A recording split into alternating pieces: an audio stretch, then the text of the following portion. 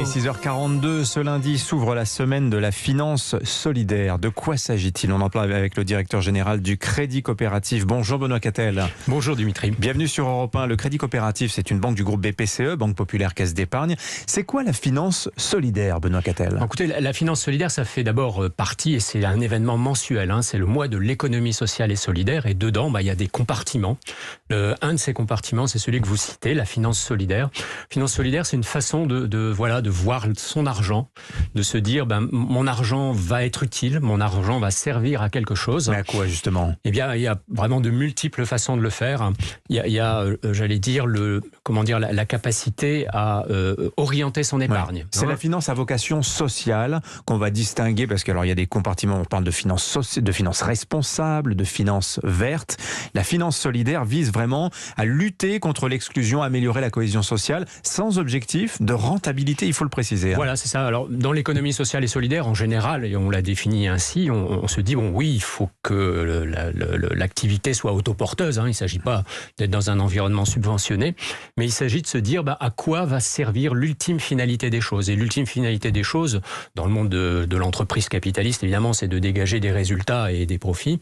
Dans l'économie sociale et solidaire, c'est de se dire, oui, il faut que l'utilité qui est apportée d'une part, et puis les éventuels excédents qui sont dégagés, soient réinvestis dans des causes, avec une mesure de l'impact que celles-ci ont sur la société. Oui, parce que j'ai dit, il n'y a pas forcément d'objectif de rentabilité. En fait, s'il y en a une, mais elle est réinvestie dans ces mêmes entreprises que l'on va financer.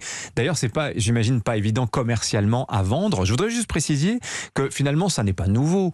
Avant la RSE, déjà, il y avait une finance portée par les mouvements religieux à vocation sociale. Exactement.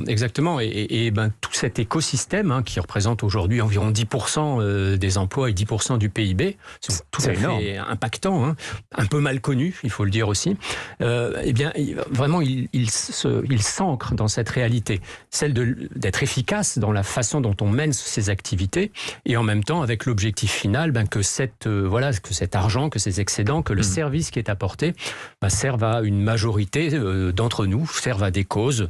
Ça peut être l'insertion, le handicap, l'écologie aussi aujourd'hui, et que ça serve à faire avancer la société, et à faire avancer des causes qui tiennent finalement au cœur de beaucoup de nos concitoyens. Alors, je vais filer la métaphore religieuse. On est dans la semaine de la finance solidaire, l'idée étant d'évangéliser le grand public. Quels sont les produits qui existent pour les épargnants? Quels sont leurs attraits si effectivement ils sont peu rentables? Benoît Cattel, vous êtes au Crédit Coopératif, l'un des maillons importants de la chaîne de la finance solidaire en France. Oui, voilà, alors un peu par notre histoire, c'est maintenant quasiment 130 ans. Crédit Coopératif. Voilà, en fait, on est issu, pour la petite histoire, mais c'est important pour nous parce que c'est une trajectoire du monde des ouvriers, des SCOP, donc des ouvriers qui ont pris en main leur destin il y a maintenant plus de 100 ans et qui se sont dit, on a aussi besoin d'un véhicule financier pour faire cette finance différente qui sert nos activités, exercer de manière un peu différente. Et on s'est inscrit dans cette logique.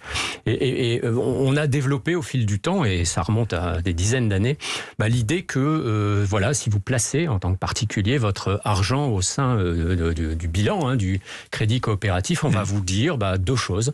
D'abord, vous pouvez router, vous dire moi j'aimerais que mon argent serve à financer tel ou tel type d'action. Donc on a des grands blocs d'actions, le handicap, faire exercer différemment ses activités, la transition écologique. Et donc on va flécher vraiment votre argent. C'est vous en tant que citoyen qui décidez. Puis le deuxième grand volet, c'est faire de l'épargne de partage. Alors en fait, qu'est-ce que c'est l'épargne de partage? Vous disiez tout à l'heure, c'est une épargne un peu moins rentable. Non, en fait, elle est aussi rentable. Simplement, on vous dit, si vous voulez, sur ces résultats de votre épargne, en donner une partie à une association. Et donc, on a une liste de bénéficiaires. Et quand vous êtes au Crédit Coopératif, vous choisissez à qui cet argent va bénéficier. Et une partie de vos intérêts ira vers cette association. Et si vous utilisez une carte Crédit Coopératif, marche très bien, une carte Crédit Coopératif, à chaque fois que vous utilisez cette carte, nous, la banque, on met quelques centimes, et c'est des milliers, des centaines de milliers d'opérations qui, au bout de l'année, font des sommes vraiment significatives, parce que c'est... Les petits ruisseaux font les grandes rivières. 2,6 millions d'euros l'année dernière, qui ont été routés vers une vingtaine d'associations pour que celles-ci défendent les causes qui nous tiennent à cœur. Alors 2,6 2,6 millions d'euros, ça n'est pas rien, mais ça n'est pas grand-chose non plus. Je regardais les encours de la finance solidaire fin 2020, c'était 20 milliards d'euros, en hausse d'un tiers tout de même sur un an. Il y a eu un effet de la crise sanitaire, tout de même 20 milliards d'euros à l'échelle de la finance tricolore. Benoît Cattel, ça reste extrêmement modeste. Comment vous expliquez justement cette modestie de la finance solidaire à ce jour? On est sur un chemin aussi. Oui. Donc dans ce chemin, les avancées et les taux de croissance sont tout à fait spectaculaires. Mais il n'y a pas une concurrence difficile de la finance verte, des investissements à vocation à la transition écologique? C'est un des sujets. Aujourd'hui, évidemment, la décarbonisation tient le devant du... Oui. Et c'est pas illogique. Il y a une concurrence des générosités. Voilà, et ce qui nous importe, nous, et vous verrez que ça convergera forcément, et on le sent d'ailleurs dans les discours, c'est que pour décarboner notre monde, il faut que tout le monde le fasse. Oui. Et ça peut pas être quelques acteurs contre les autres.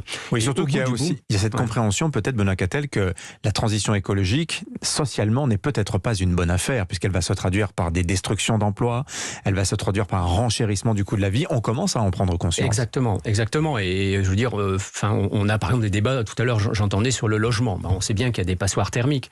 Qui habite dans les passoires thermiques? Qui a capacité à rénover ces passoires thermiques? Souvent, c'est pas obligatoirement les personnes qui sont à l'intérieur.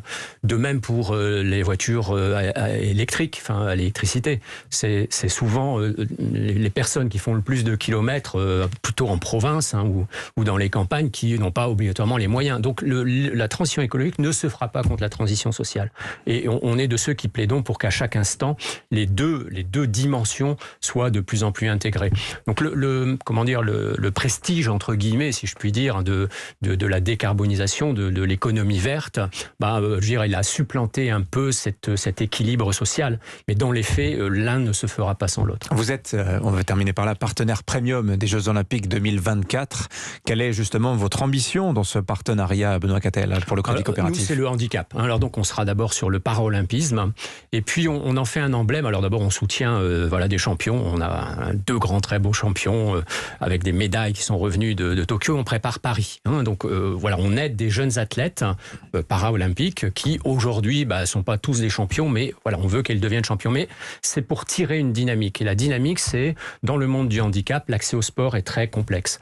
Et en fait, vous et moi, on a la chance de pouvoir accéder très facilement au sport, c'est des dimensions personnelles qui nous permettent de rayonner. Il en est de même pour les personnes handicapées. Et on voit par contre les obstacles. Ça peut être des obstacles physiques, l'accès simplement au stade, les infrastructures. Une rampe d'accès.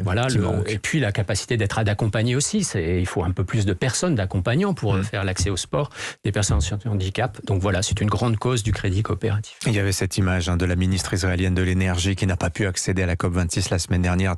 Réécoutez la chronique de Philippe Val sur europe1.fr à ce sujet vendredi, vous allez voir, c'était édifiant. Merci Benoît Cattel. Merci à vous. Le directeur général du Crédit Coopératif était l'invité écho d'Europe Matin.